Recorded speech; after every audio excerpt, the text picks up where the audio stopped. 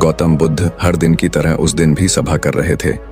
तब तक एक ने उनसे पूछा कि गौतम बुद्ध, कर्मों का फल कैसा मिलता है?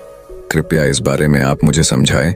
गौतम बुद्धा कहते हैं, एक समय के बाद रामू और श्यामू नाम के एक गांव में दो भाई रहते थे।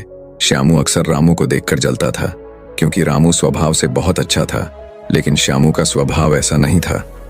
उसके दिल में दूसरों के लिए कोई दया नहीं था। वो हमेशा दूसरों का अनादर करता और उन्हें नुकसान पहुंचाता रहता था। धीरे धीरे काफी वक्त गुजर गया। रामू श्यामू के माता पिता अब इस दुनिया में नहीं रहे। रामू ने खूब अच्छे से उनका अंतिम संस्कार किया और गांव वालों को भोजन के लिए आमंत्रित किया और ब्राह्मणों को दान दक्षिणा देकर उनको विदा दिया। वो हर साल माँ बाप की बरसी के लिए राम हर साल पंडितों को दान देता और भोजन कराता, लेकिन श्याम को यह बात पसंद नहीं। वह उसे अभी भी देखकर जलता। अगले साल रामू ने राजा को बुलाया और राजा के सामने पूरे गांव को खाना खिलाया और दान दिया ताकि उसे माँ बाप स्वर्ग में खुश रह सके। ये सब देखकर राजा श्याम से बोलते हैं, श्यामू, तुम्हारा भाई तुम्हारे माँ बाप के लिए इतना कुछ करता है, तुम ये सब क्यों नहीं करते?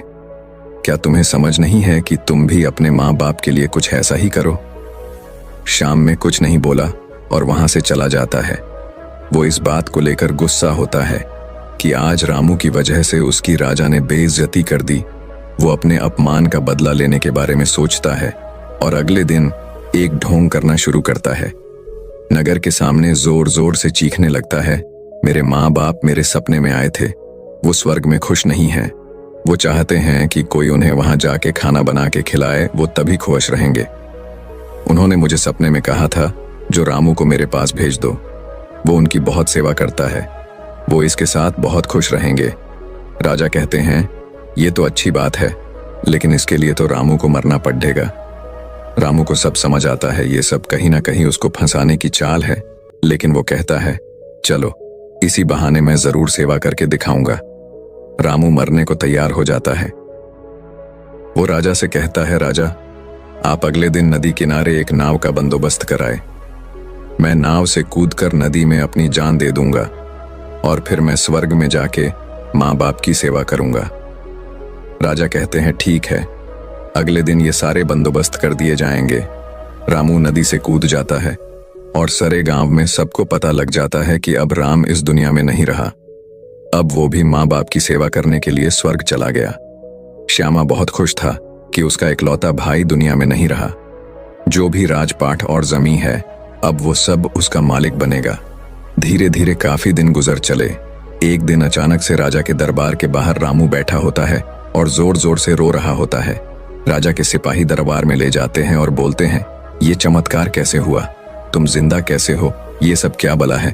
फिर राम बताता है, मैं स्वर्ग में गया था, मैंने वहां देखा, लेकिन मेरे बाबा अब भी खुश नहीं हैं। वो मेरे पे गुस्सा हो रहे थे। उन्होंने मुझसे बोला, तुम्हें वैसे खाना बनाने भी नहीं आता तुमसे। अच्छा तो श्याम है, वो अच्छा खाना बनता है, इसलिए तुम जाओ और तुम उसे भेज दो। राजा श्याम को बुलाते हैं और सारी बात बता देते हैं कि तुम्हारे भाई ने तुम्हारे माँ बाप के लिए इतना त्याग किया है, लेकिन अब तुम्हारी बारी है। क्या तुम उनके लिए ऐसा कुछ नहीं करोगे? श्याम को अब ना चाहते हुए भी आखिर ये काम करना ही पड़ा है। अगले दिन फिर से सारी तैयारी कराई जाती है, लेकिन राम ने सोचा कि अगले दिन मैं जाऊंगा ही नहीं। अगले दिन मैं शहर छोड़कर कहीं चला जाता हूँ। फिर राम ने राजा को सारी बात बता दी थी। दरअसल वो जिंदा कैसे बचा, उसने पहले ही मछुआरे से अपनी बात कह रही थी कि वो उसकी जान बचाएगा। मछुआरे उसकी जान बचाई और वो 1 महीने तक नगर के बाहर रखा और सही वक्त आने पर राजा के दरबार में उपस्थित हुआ। वो वैसा सिर्फ उसको सबक सिखाने के लिए करना चाहता था। राजा बोले, चलो अच्छी बात है, लेकिन उधर श्याम नगर छोड़ने का प्लान बना चुका था कि अगली सुबह वो वहां नहीं जाएगा। वो रात के अंधेरे में घर छोड़कर भाग लेता है। सिपाही उसे देख लेते हैं और उसे रोकते हैं। वो द्वारपाल के साथ लड़ाई करता है और एक को धक्का देकर वहीं गिरा देता है और पत्थर पर गिरने की वजह से उसे सिर को चोट लगती है और एक सिपाही वहीं मर जाता है।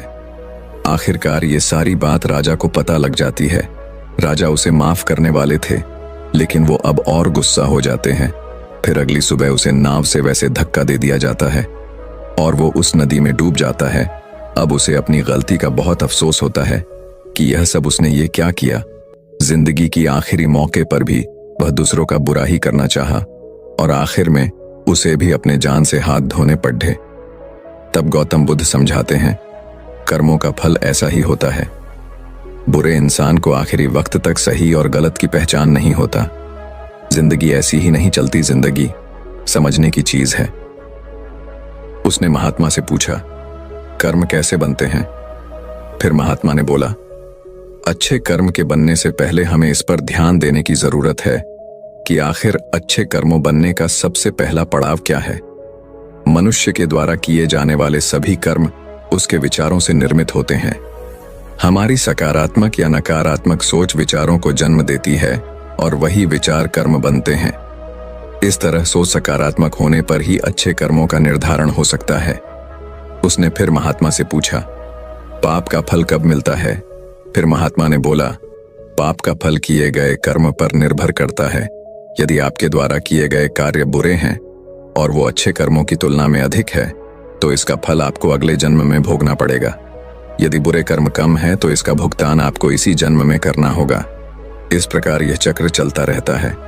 जब तुम जिंदगी को समझते हो तब तुम खुद को समझ पाते हो। तुम तभी देखोगे कि इस दुनिया में जितने भी जीव जंतु पेड़ पौधे हैं सब तुमसे जुड़े हैं।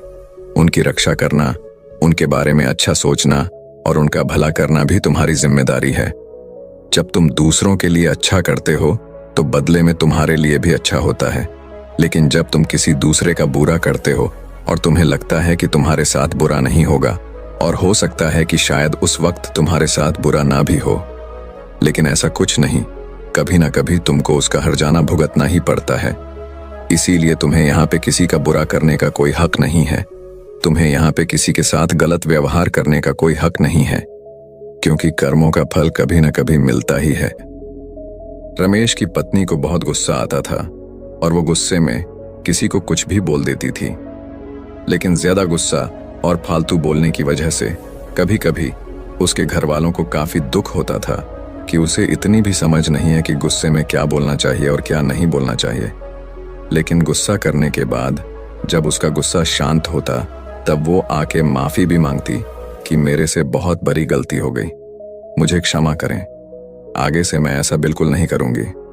लेकिन इतना करने के बाद भी उसका गुस्सा कभी खत्म नहीं होता था और वह हर छोटी छोटी बात पे गुस्सा और हर छोटी छोटी बात पे चीजों को काफी गुस्से के बोल ना उसकी आदत बन गई थी। उसके गुस्से से उसके घर वाले बहुत परेशान थे और ना चाहते हुए भी इसका इलाज उनको नहीं मिल रहा था। एक समय के बाद गांव के एक व्यक्ति ने उन्हें बताया कि नगर में एक महात्मा आए हुए हैं। सुना है उनके पास हर समस्या का समाधान है। आप सब क्यों ना अपनी बहू को लेके उन महात्मा के पास जाइए, क्योंकि वो सुना है कि वो हर समस्या का समाधान बड़ी ही आसानी से और सरलता से बता देते हैं। अगर आप सब वहां पे जाएं तो निश्चय ही आपकी समस्या का समाधान मिलेगा। इतना सुनते ही उसके घर वाले उसको लेके उस महात्मा के पास चले गए। चलते चलते वो थक गए और शाम में हो गई, क्योंकि उनका आश्रम बहुत दूर था। देर शाम होते होते वो महात्मा के आश्रम में आखिरकार पहुंच ही गए।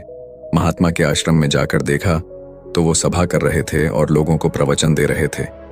सभा खत्म होने के बाद उन्होंने महात्मा से पूछा कि महात्मा, ये मेरी बहू है, इसे बहुत गुस्सा आता है, कृपा करके इसका कोई समाधान बताएं, क्योंकि इसे बहुत गुस्सा आता है और फिर जब गुस्सा आता है तब यह किसी को नहीं देखती।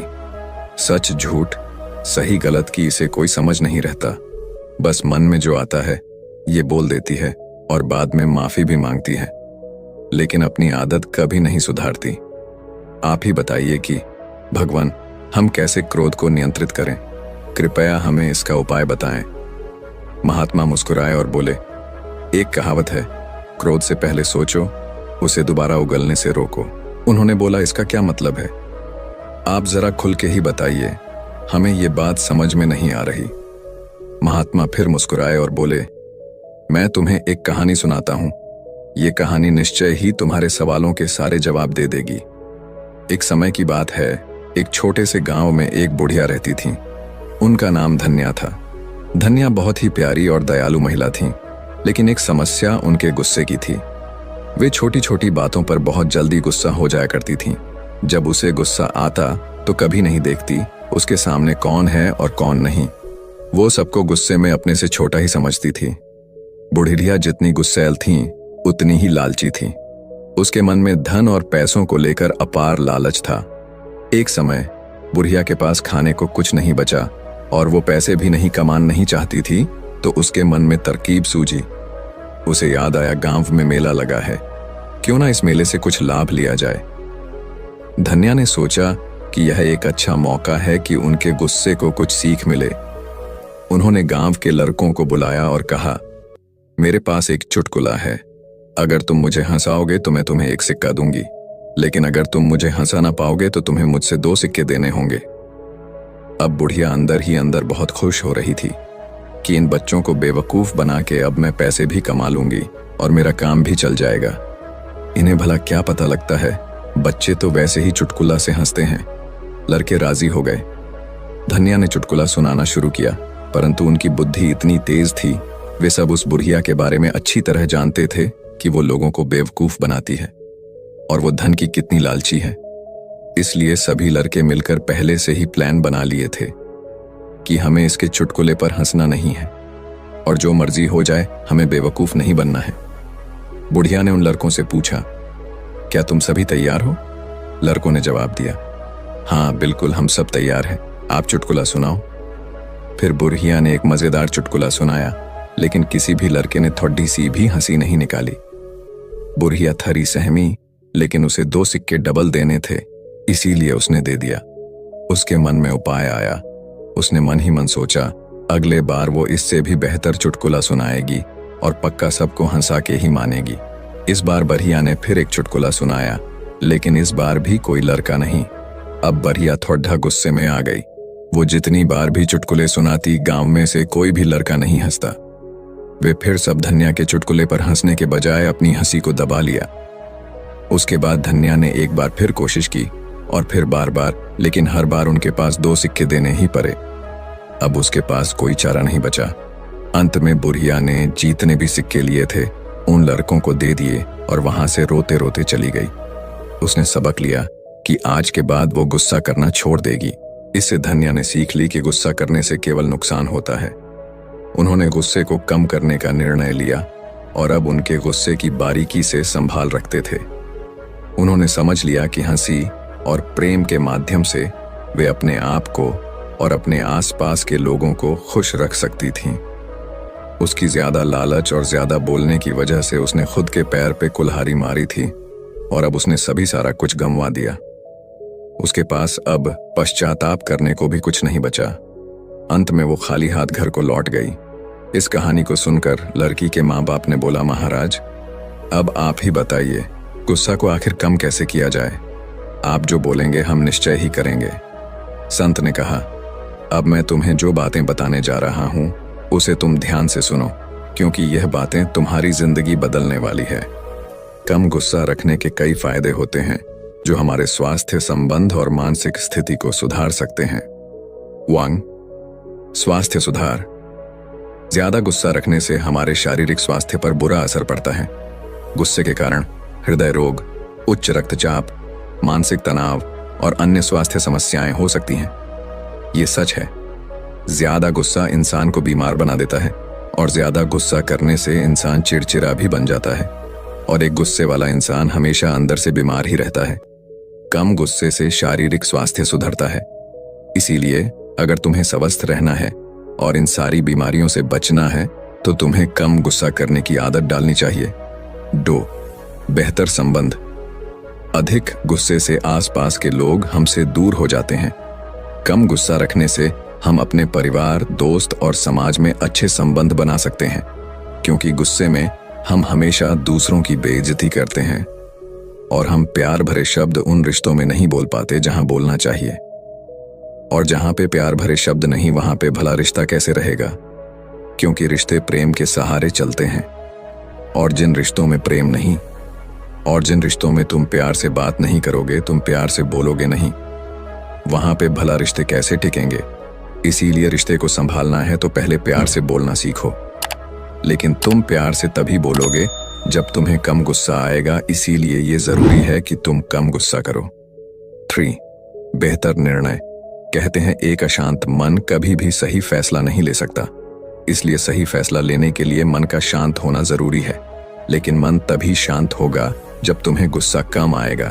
जब तुम्हें गुस्सा आएगा तो मन हमेशा तुम्हारा अशांत रहेगा। फिर भला तुम ही बताओ, तुम सही फैसले कैसे ले सकते हो? और जब तुम सही फैसले नहीं लोगे तो भला वह जिंदगी का मतलब क्या है? तुम्हारा अस्तित्व ही क्या रह जाएगा? इसीलिए सही फैसले हमारे जिंदगी को बनाते हैं। गुस्से में हम अक्सर उचित निर्णय नहीं ले पाते हैं। कम गुस्सा रखने से हम ठीक से सोच सकते हैं और बेहतर निर्णय ले सकते हैं। 4. मानसिक शांति। जब हम गुस्से में होते हैं तो हमारी मानसिक स्थिति पर अच्छा प्रभाव पड़ता है। कम गुस्सा रखने से हमारी चिंता कम होती है और हमें शांति का अनुभव होता है। ज्यादा गुस्से में होने से हम अक्सर उच्च स्थितियों में नुकसान उठाते हैं। कम गुस्सा रखने से हम अपनी उच्च स्थिति और सम्मान बनाए रख सकते हैं। इन सभी फायदों से स्पष्ट है कि कम गुस्सा रखना हमारे जीवन को कई तरह से सुधार सकता है और हमें एक सकारात्मक और स्वस्थ दिशा में ले जा सकता है। इतना सब सुनने के बाद लड़के ने कहा, मुझे समझ में आ गया कि कम गुस्सा होने के कितने सारे फायदा है। आप अब कृपा करके आप मुझे ये बताइए कि गुस्सा को कम किया कैसे जाए, क्योंकि अभी के लिए ये सवाल जरूरी है। फिर महात्मा ने बोला, तो सुनो। उन्होंने कहा, अभ्यास, ध्यान और चुप रहना। अगर तुम तीनों चीजों को करोगे तो तुम निश्चय ही गुस्से पर विजय पालोगे। जब भी तुम्हें लगे कि तुम गुस्सा करने वाले हो तो तुम बस 10 सेकंड के लिए बोलने से पहले चुप रहो। अपने मन को यही बताओ और समझाओ कि तुम 10 सेकंड तक कुछ नहीं बोलोगे। उसके बाद तुम वहां से हो सके तो चले जाओ। गुस्से में अगर तुम उस जगह को छोड़कर कहीं और चले जाते हो तो तुम निश्चय ही उस पर विजय पालोगे और बिना कुछ बोले तुम वहां जीत जाओगे। और ये तभी होगा जब तुम ध्यान करोगे और जब तुम हर दिन इस बात का प्रयास करोगे। अगर तुम ऐसा कर पाते हो तो तुम्हारी विजय निश्चित है। फिर उस लड़के ने महात्मा का धन्यवाद कहा और वहां से चला गया। उसके जीवन सच में बदल गई। जंगल में वह महात्मा बहुत सारे लोगों को मोह के ऊपर प्रवचन दे रहे थे। वो कह रहे थे कि मोह से बंधा इंसान एक अंधे आदमी की तरह होता है, जिसे महसूस सब कुछ होता है लेकिन कुछ भी दिखाई नहीं देता। एक बड़ी ही सुंदर कहानी है। इस कहानी को आप अंत तक सुनिए। एक समय की बात है। एक बार एक शिकारी जंगल में दौड़ते हुए एक शिकार के पीछे भागा जा रहा था। रात हो चली थी, इसीलिए सही से रास्ता दिखाई नहीं दे रहा था। दौड़ते दौड़ते अचानक से उसका पैर फिसला और वो कुएं में गिर गया। कुआं उसे दिखाई नहीं दिया कि यह काफी अंधेरा हो चला था। तब तक कुएं में गिरते गिरते उसने अपने हाथों से एक पैर की डाली को पकड़ ली और बीचों बीच कुएं में लटक गया। लेकिन तभी उसने नीचे देखा कि इस कुएं के निचली सतह पे सांप, एक जहरीला सांप फन काटे बैठा हुआ है जो उसे काटने को तैयार है। तब तक उसने ऊपर देखा कि उसकी दौड़ने की आवाज सुन के जंगल में शेर, वो भी उसके पीछे कुएं के ऊपर इंतजार कर रहा है और उसे देख रहा है कि वो बाहर निकले, वो उसे खा ले। तभी उसने देखा, तभी उसे महसूस हुआ कि उसके हाथों पे कुछ गिर रहा है। ऊपर देखा तो उसी डाली पर एक मधुमक्खी का छत्ता अपना घर बनाए हुए था और शहद उसके हाथों पर छू रहा था। एक पल के लिए तो सब कुछ भूला कि अब उस शहद को चाटने लगा। शहद बहुत टेस्टी था, सब भूल गया और उसे खाने में इतना मग्न हो गया कि उसे दिखाई नहीं कि वो मौत किस मुसीबत में खड़ा है। तब तक एक आदमी दौड़ते दौड़ते उसके पास आया और बोला, भाई तुम घबराओ मत, मैं तुम्हें बचा लूंगा, तुम इसे रस्सी को पकड़ो और फटाफट ऊपर जाओ। उसने कहा ठीक है, लेकिन वो रस्सी को पकड़ नहीं रहा था।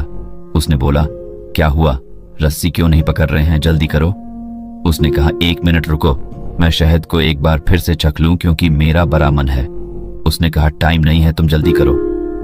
लेकिन शहर के चक्कर में वो कुएं में गिरा और सांप के काटने से उसकी मौत हो गई। महात्मा ने समझाया कि दरअसल वो शहद मोह है। मोह इंसान को ऐसे उलझा कर रखता है क्योंकि यह हमें वास्तविकता से अलग कर देता है और हमें ठीक से सोचने और निर्णय लेने की क्षमता से वंचित कर सकता है। एक मोह में पड़े इंसान को कभी भी सही और गलत के बीच में पहचान नहीं होती। वो हमेशा अपने फायदे के बारे में सोचता है या नहीं, जिससे वो उसकी प्यारी वस्तु कभी उसे अलग ना हो, और यही वजह है और इसीलिए वो मौत के आखिरी घर तक अंधेरे में रहता है। जब हम मोह में आ जाते हैं तो हम अक्सर वस्तुओं या व्यक्तियों को अधिक आदर्श रूप में देखने लगते हैं, जिससे हम उनकी कमियों को नजरअंदाज कर सकते हैं। इसके अलावा मोह हमें बुरी आदतों या अनैतिक कार्यों में ले जा सकता है, क्योंकि हम उस वस्तु या व्यक्ति के लिए कुछ भी करने को तैयार हो जाते हैं। अतः मोह से बचना और विवेकपूर्ण निर्णय लेना महत्वपूर्ण होता है। वो चीजों को इतना जटिल बना देता है कि वो ना चाहते हुए भी उससे कभी बाहर निकल नहीं सकता। ये छोटी सी कहानी हमें यही सबक सिखाती है कि हम जिंदगी की आखिरी मोड़ तक, मौत के करीब जाकर भी हम मोह रहित रिश्तों के सच को पहचान नहीं पाते और अपना अंत कर लेते हैं, और हमें उसी चुनाव की छोटी पल के सुख हमें फरिश्तों में बांध कर रखते हैं। लेकिन अगर हम सचेत हो जाएं, तब में उन चीजों से मुक्ति मिल जाए। जो बच्चा जन्म लेता है वह मुट्ठी में भाग्य बंद करके आता है। बच्चे से कितना भी खुलवाए वह इसे नहीं खोलता है। केवल पुरुषार्थ से यह भाग्य खुलता है। वास्तव में हर व्यक्ति अपना भाग्य आजमाने अकेला यहाँ आया है। उसे एक परिवार मिला है, कुछ धन वैभव मिला है। उम्र के प्रभाव से वह बड़ा होता है, जमीनें खरीदता है, मकान बनाता है, लोगों को काम पर रखता है, उनका पेट भरता है, कितनों पर हुकूमत दिखाता है और कितनों के सामने गिरगिराता है। पर जाते समय उसके हाथ स्वयं फैल जाते हैं, उंगलियां तन जाती हैं, बंद मुट्ठी को खुली लेकर जाता है। मानव जीवन की यही विचित्रता है। इंसान जो भाग्य लेकर आया था उसे पुरुषार्थ से पाया, आजमाया, फिर चल दिया। ये विचित्र परिवर्तन ही संसार का नियम है। जीवन में इन परिवर्तनों से शरीर ही नहीं बदलता, मन, भाव, सोच विचार, संकल्प, धारणाएं, कामनाएं, संकल्पनाएं, आवश्यकताएं, योजनाएं सब कुछ बदलती हैं। वे बहुत सौभाग्यशाली होते हैं जो इन परिवर्तनों को समझ पाते और इनके बीच अपने को संभाल पाते हैं। हमारे आर्षियों ने शोध करके बदलती दुनिया व बदलते आयु के बीच मनुष्य को संभलने के लिए जीवन के 4 आश्रम, ब्रह्मचर्य, गृहस्थ, वानप्रस्थ एवं सन्यास बनाए और इन्हें जीवन को अमर बना लेने के राजमार्ग का दर्जा दिया। इन बदलावों के साथ जो परिश्रम करते संतोष पाते हैं, शरीर मन से काम करते, भावनाओं के साथ पवित्रता अपनाते, ईश्वर गुरु को अपना हृदय बुद्धि सौंप कर चलते हैं, वे अंत समय तक हंसते खिलखिलाते सुख संतोष से भरे रहते हैं। इस प्रकार युवावस्था तेजी से सकारात्मक बीतती जाती है। गुरु ईश्वर से जुड़े व्यक्तियों का जीवन शानदार बीतता है, पर जो ईश्वर व गुरु अनुशासन को तोड़ते हैं उनके साथ जटिलताएं आती हैं। इसके बावजूद आयु के साथ मनोदशा का बदलना कटु सत्य है। आयु और जीवन शैली में सामंजस्य बनाना ही व्यक्ति के स्वस्थ, समुन्नत एवं सुखी जीवन का राजमार्ग है। सही कहा है किसी ने, जिस इंसान के पास संतोष नहीं वो जिंदगी में कभी भी खुश नहीं रह सकता। उसके अंदर हमेशा बेचैनी रहती है। उसको कितना भी दे दो उसका मन कभी भी खुश नहीं हो सकता। बहुत समय पहले की बात है। गौतम बुद्ध के शिष्य थे। एक बार उनके मन में ख्याल आया कि महात्मा क्यों फालतू की चीजों में परेशान रहते हैं। सब कुछ त्याग दिया। ना तो हमारा कोई घर है, ना कोई खाने की अच्छी चीज है और ना ही किसी भी तरह की सुख सुविधा। इतनी सर्दी में भी हम इस पैर के नीचे ही बिना बिस्तर के सोते हैं। अगर भगवान ने हमें दिया है तो हमें भी घर बनाना चाहिए। अपने घर से भी तो हम ज्ञान का संदेश दे सकते हैं। उसके मन में ख्याल आया कि उसे भी अपना एक घर बनाना चाहिए जिसमें आलीशान कमरे और सुख सुविधाएं हों। वो एक बार वो नगर में भ्रमण के लिए निकला था तो किसी ने उसे एक गद्दा तोहफे में दे दिया। वो गद्दा काफी आरामदायक था। उसने बोला, ये होता है असली सुख। देखो इस गद्दे पर सोने में कितना सुकून मिलता है। काश अगर एक कमरा भी ऐसे आरामदायक हो, फिर तो जिंदगी कुछ और ही बन जाए। लेकिन महात्मा है कि सुनते ही नहीं है। आखिर सब कुछ त्याग करके खुद को कष्ट पहुंचाना, ये कौन सा जीवन है। उसने विचार किया कि वह अगले दिन भिक्षा मांगने के लिए जाएगा और पैसे इकट्ठे करेगा ताकि वो अपना घर बना सके और आराम से उसमें जीवन गुजार सके। इसी इरादे से वह अनाज और धन इकट्ठा करने के लिए वो नगरी में निकल गए, जिसके लिए वो गांव-गांव की यात्रा शुरू करी और कई लोगों से मुलाकात करते करते और अपने इस आश्रम के बारे में बताया।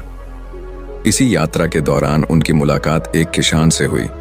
वो किसान बहुत गरीब था लेकिन फिर भी काफी उदार दिल का था। उसने महात्मा से आग्रह किया कि आप बहुत थक गए हैं, आप आज रात्रि को मेरे घर पे विश्राम करें और भोजन ग्रहण करें तो आपकी बहुत अनुकंपा होगी। वो महात्मा मान गए। उसने उनका स्वागत किया और उनके आने का कारण पूछा। महात्मा ने उसे सारी बातें बताई। मैं बहुत दूर जंगल से आया हूँ और मैं अपने लिए एक आश्रम बनाना चाहता हूँ। किसी विचार से मैं इस नगर में भ्रमण पर निकला हूँ कि अगर मुझे कुछ धन मिल जाए तो मेरा काम आसान हो जाए। उस किसान ने महात्मा की बात सुनी और बोला, आप निश्चिंत रहे, हमारे गांव में बहुत से उदार और धनी लोग हैं जो आपकी मदद जरूर करेंगे। उसने महात्मा को भोजन कराया और बोला, आप चिंता ना करें, आप आज रात्रि को विश्राम करें, बाकी सुबह का कल देखेंगे। लेकिन उस किसान के घर में सिर्फ एक ही बिस्तर, एक ही चौकी थी और सोने का सिर्फ एक ही बंदोबस्त था। उसने महात्मा से आग्रह किया, आप मेरे बिस्तर पर सो जाइए, मैं नीचे जमीन पर सो जाऊंगा, मुझे कोई दिक्कत नहीं है। उसने एक पतली सी फर्श पर चादर बिछाई और फर्श पे लेट गया। थोड़ी ही देर में किसान जोर जोर से नाक बजाने लगा और गहरी नींद में सो गया। और यहाँ महात्मा को नींद नहीं आ रही थी। दरअसल उनकी पुरानी आश्रम में जो मोटा गद्दा था, जिसको किसी ने उनकी दान में दिया, महात्मा को उस गद्दे पर सोने की आदत थी। उस गद्दे में वह आराम से सोते थे। लेकिन आज किसान की चौकी पे कोई मोटा गद्दा न था, इसलिए उनको रात भर उन्हें नींद नहीं आई और रात भर बस की किसान को देखते हैं और सोचते रहे, क्या आखिर ये कैसे निश्चिंत हो कि अपने फर्श पे सिर्फ एक पतली चादर पर नींद में सो रहा है। सारी रात ऐसे ही बीत गई। अगले दिन सुबह हुई, किसान उठा और महात्मा का चरण स्पर्श किया और महात्मा से पूछा कि आपको कोई रात में दिक्कत तो नहीं हुई। महात्मा ने बोला, नहीं, मुझे कोई दिक्कत नहीं हुई, लेकिन मैं तुमसे एक बात पूछना चाहता, तुम बिना किसी बिस्तर के इस फर्श पर कैसे सो जाते हो? तुम्हें नींद कैसे आ गई? मैं तो यही देखकर हैरान हूं। किसान बताता है, दरअसल दिन भर में मजदूरी करता हूं और मजदूरी की शरीर में इतनी थकावट आ जाती है कि घर आते ही मुझे बस बिस्तर की तलाश होती है। मोटे गद्दे बिस्तर न भी हो तो मेरा काम चल जाता है। मैं घर आते ही खाना बनाता हूं और उसके बाद मैं कहीं भी सो जाता हूं, मुझे कोई दिक्कत नहीं है। मुझे नींद भी बहुत अच्छी आती है। जब शरीर में थकावट हो फिर तो शरीर को कहीं भी नींद आ जाती। उससे क्या फर्क पड़ता है? क्या आपके पास महल है या मोटा गद्दा है, या आप पलंग पर सो रहे हो या आप नीचे सो रहे? शरीर को तो बस आराम की आवश्यकता होती है। किसान ने पूछा, यह गुरुवार क्या मैं आपके साथ धन एकत्र करने चल सकता हूं? मेरी इच्छा है कि आपके साथ आपके उस आश्रम बनने में मैं आपका योगदान दूं, आपके साथ मिलकर काम करूं और कुछ धन इकट्ठा करूं। तब महात्मा ने बड़ी विनम्रता से उत्तर दिया, पुत्र, तुमने आज जो मुझे ज्ञान दिया है वो ज्ञान मुझे आज तक नहीं मिला। आज मुझे पता चल गया इंसान के मन का असली सुख क्या है। अब मुझे किसी आश्रम और महल की इच्छा नहीं रही। इतना कहकर वो महात्मा धन दान करके वापस अपने आश्रम को लौट गए। उन्होंने जो कुछ भी धन एकत्र किया था वो गरीबों में बांट दिया और स्वयं एक छोटी सी कुटिया बनाकर रहने लगे। जीवन का सुख संतोष में है। अगर मनुष्य के पास जो भी है वो उसे स्वीकार कर लें और उसी में संतोष कर लें तो जीवन में उसे खुशियां तलाशने की जरूरत नहीं है। वो उसका सारा सुख उसी वक्त अनुभव कर लेगा। कई घरों में अपार धन दौलत, ऐशो आराम होते हुए भी वहां सुख शांति नहीं होती, क्योंकि उनके पास जो कुछ भी है वो उससे संतोष नहीं हो रहे। कहते हैं जिन्हें दूसरों की थाली में घी ज्यादा देखता है वो कभी खुद से भर पेट नहीं खा पाते। इंसान को चाहिए कि उसके पास जो कुछ भी है वो उसी में खुश रहे, लेकिन इंसान ऐसा कर नहीं पाता और अक्सर दूसरों को देखते हुए और खुद को और ज्यादा चाहने की इच्छा एक अच्छा इंसान को कभी भी खुश नहीं रहने देती और इसी तरह से पूरा जीवन असंतोष में बीत जाता है। उसके पास इतना है, मेरे पास इतना क्यों नहीं? हम हमेशा दूसरों को देख के उनसे परेशान रहते हैं कि हमें इतना क्यों नहीं मिला। आखिर जिंदगी का असल दुख इन्हीं सब चीजों के बारे में सोच गई है। इसीलिए कभी कभी हमें चाहिए कि हम खुद इस बारे में विचार करें कि हद से ज्यादा इच्छा कितना सही है। जो मिले हम उसमें भी तो खुश रह सकते हैं। ज्यादा लालच और हद से ज्यादा इच्छाएं अक्सर इंसान को बीमार करते हैं। हम उम्मीद से ज्यादा अपेक्षाएं पालते हैं और जब वो चीज पूरी नहीं होती तो हमें दुख होता है और हम चिंता करने लगते हैं। जब जीवन में संतोष ही नहीं तो फिर भला जीवन का क्या मतलब? ऐसे में तो हर दिन हम परेशानी रहेंगे। इसीलिए इस बात पर विचार करने की आवश्यकता है। हमेशा याद रखें, संतुष्टि ही जीवन का मूल मंत्र है। अगर इंसान में संतोष है तो कोई भी दुख उसे तोड़ नहीं सकते। जीवन का यही रहस्य है, जो मिले उसमें खुश रहना सीखो। जंगल के बीच में एक बुढ़िया रहती थी। कहते थे उस बुढ़िया को बहुत ज्ञान था, उसे हर चीज के बारे में पता था और दूर दूर से लोग उस बुढ़िया को ढूंढने और उससे मिलने आते थे, लेकिन वह शायद ही बुढ़िया किसी से मिल पाती। वो किस्मत वाला ही होता जिससे बुढ़िया की मुलाकात होती है।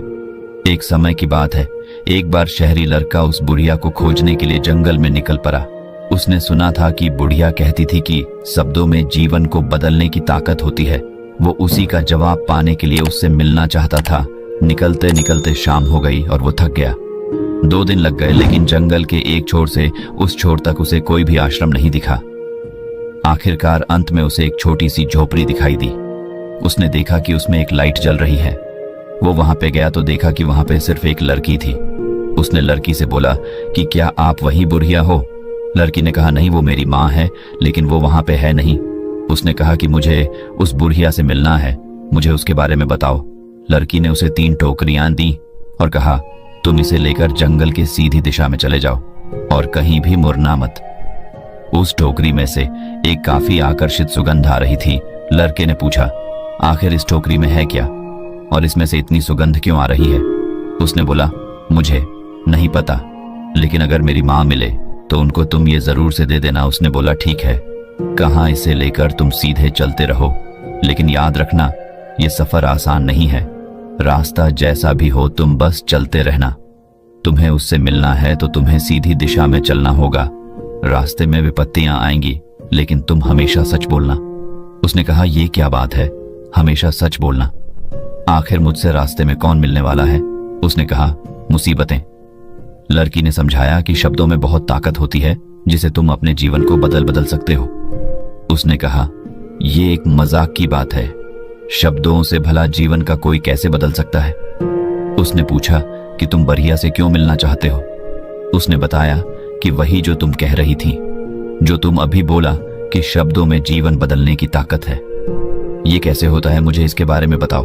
फिर उस लड़की ने जवाब दिया कि तुम इस टोकरी को लेकर सीधे जाओ, लेकिन रास्ते में मुड़ना मत, और कोई भी मिले तो तुम हमेशा सत्य बोलना। बस याद रखना, हर मुसीबत पे बस तारीफ करनी है और सच बोलना है। लड़का निकल गया। थोड़ी दूर जाने पर उसे गहरी खाई दिखाई दी। उसके पास कोई रास्ता नहीं था। वो धीरे धीरे नीचे उतरने लगा। उसे कुछ समझ नहीं आ रहा था कि वो आखिर ये सब क्यों कर रहा है। वह नीचे उतरा, एक टोकरी गिर गई। उस टोकरी को निकालने के लिए और खाई में कूदा और ऊपर आया तो देखा कि एक शैतान खड़ा था जो उसे मर कर खाना चाहता था। शैतान ने बोला कि तुम भी मुझे ये टोकरी दे दो। उसने कहा, नहीं, मैं तुम्हें नहीं दे सकता। शैतान ने पूछा, आखिर ऐसा क्या है इस टोकरी में? उसके मन में सिर्फ एक ही बात थी कि उसे बुढ़िया से मिलना है। चाहे किसी भी कीमत पे, चाहे जो मर्जी हो जाए, वो बुढ़िया से मिलकर ही रहेगा। उसने शैतान से बोला कि तुम मुझे जाने दो, नहीं तो बहुत बुरा होगा। उसने कहा, कैसे बुरा होगा? तुम मेरा भला क्या बिगाड़ लोगे? तुम तो बहुत छोटे हो और मैं खूंखार शैतान। तब तक उसे लड़की की बात याद आ गई। उसने याद आया कि सिर्फ तारीफ करनी है और सच बोलना है। सच का तो पता नहीं, लेकिन उसने सोचा कि चलो तारीफ कर दूं। मुझे वैसे भी नहीं पता इस टोकरी में क्या है, तो भला मैं इसे कैसे बता सकता हूं किस टोकरी के अंदर क्या है? इससे तो अच्छा है कि मैं इसकी तारीफ कर दूं। लड़के ने उस शैतान की तारीफ करना शुरू कर दी। उसने बोला, तुम बड़े बलवान, धीर और खूबसूरत दिख रहे हो। तुम्हें देख के लगता नहीं कि तुम खूनी हो और तुम किसी का शिकार कर सकते हो। उस लड़के ने उस शैतान की बहुत तारीफ करी।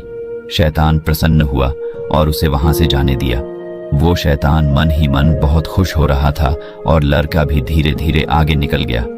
लड़का जैसे ही आगे निकला, अब शाम हो गई। उसके मन में सवाल थे कि आखिरकार इस टोकरी में ऐसा क्या है जो उस लड़की ने मुझे दिया? कुछ बात तो होगी। लड़के के समझ में कुछ आता इससे पहले रात हो गई और वहीं पे पैर के नीचे विश्राम करने लगा। वो गहरी नींद में सो रहा था। वो काफी थक गया था, इसलिए उसे नींद आ गई। वो सोया ही था कि पैर के ऊपर से एक सांप उसके नीचे आते हुए दिखाई दिया। सांप उसके सामने बिल्कुल आकर बैठा हुआ था। उसकी आंख खुली, वो बिल्कुल डर गया। सांप ने कहा, तुम डरो मत, तुम मुझे बस ये बता दो, किस टोकरी में मेरे खाने कोई चीज है? उसने कहा, नहीं, इसमें तुम्हारी कोई खाने की चीज नहीं है। तब तक फिर उसे उसकी की बात आई कि झूठ नहीं बोलना और सिर्फ तारीफ करनी है। उसने कहा, यहाँ पे मैं नहीं बता सकता कि इस टोकरी में है क्या है, दरअसल उस टोकरी को देख हर कोई उसकी तरफ आकर्षित होता था, क्योंकि उसमें से एक सुगंध आ रही थी और उस सुगंध की वजह से हर कोई उसकी तरफ आकर्षित हो रहा था। लड़के ने सोचा कि यह अभी भी तारीफ करनी है, इसीलिए उसने सांप की तारीफ करनी शुरू कर दी। उसने सांप से कहा, तुम तो इच्छाधारी नाग प्रतीत होते हो। सांप तो अचंभा हुआ कि मैं इच्छाधारी कैसे हो सकता हूं। उसने कहा, नहीं, मेरे इच्छाधारी नाग नहीं हूं, मैं तो एक साधारण सा सांप हूं। तुम्हारे टोकरी से खुशबू आ रही है, इसलिए मुझे लगा कि इसमें कोई खाने की चीज है, इसलिए मैंने तुमसे पूछा। लड़के ने कहा, नहीं, कुछ बात तो है। पक्का तुम इच्छाधारी नाग हो? सच बताओ, इसके पीछे क्या है और क्या बात है? तुम इतनी खूबसूरत और आकर्षित सांप हो, तुम्हें भला इच्छाधारी नाग क्यों नहीं हो?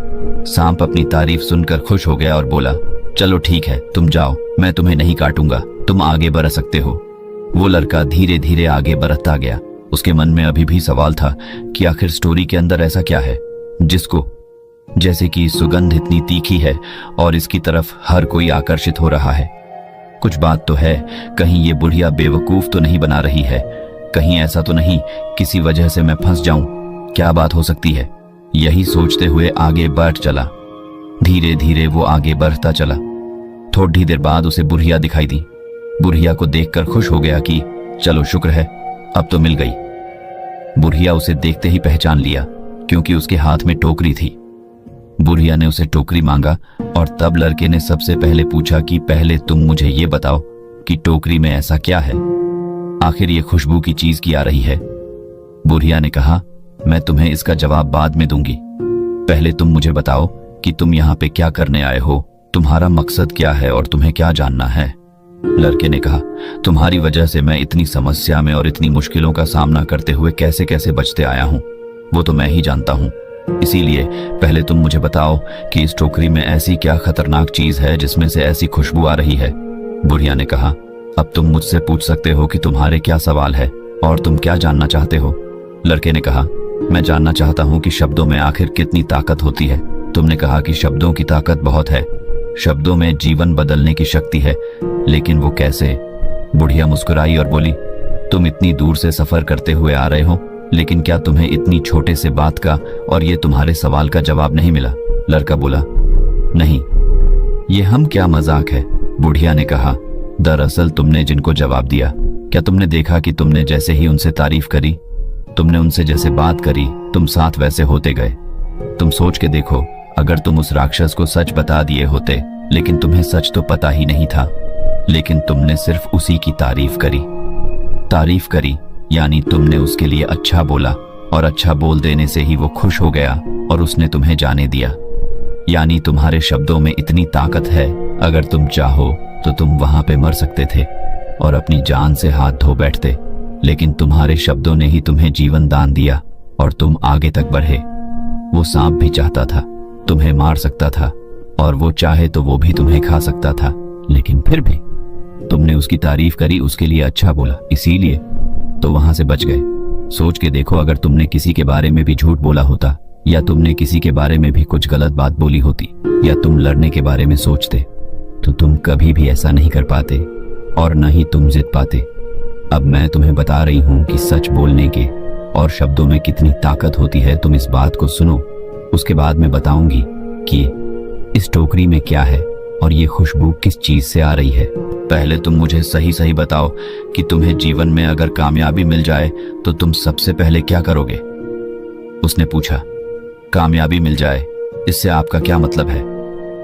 बुढ़िया ने बोला, मतलब कि अगर तुम्हें ढेर सारा धन दौलत मिल जाए और अगर तुम कामयाबी के शिखर पर पहुंच जाओ तो तुम खुद को कैसे देखोगे और तुम क्या करोगे? लड़का कहा, अगर ऐसा कुछ मेरे जीवन में होता है, लेकिन मेरे पास तो पैसा ही नहीं है, मैं ऐसा करूंगा क्यों? बुढ़िया ने बोला, तुम बस सोच के देखो, सोचने में क्या जाता है? सोचने से तुम चीज हो, कल्पना करोगे और तुम उसे महसूस कर सकते हो। तुम बस मुझे ये बताओ कि अगर तुम्हें धन मिल जाए तो तुम क्या करोगे?